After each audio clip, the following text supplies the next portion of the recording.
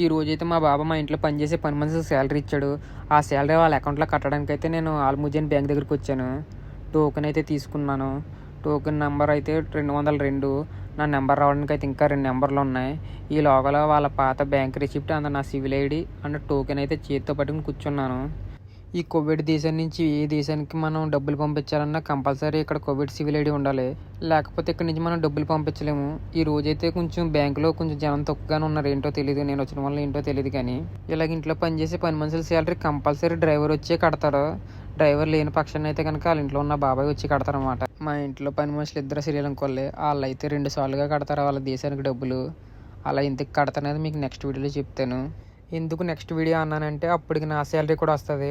నా శాలరీ డబ్బులు ఇండియాకి ఎంత కట్టానో మీకు ఆ వీడియోలో చూపిస్తాను. ఆ వీడియో మిస్ కాకుండా ఉండాలంటే ఈ వీడియోకి లైక్ చేసుకుని మన ఛానల్ ఇప్పుడే సబ్స్క్రైబ్ చేసుకోండి.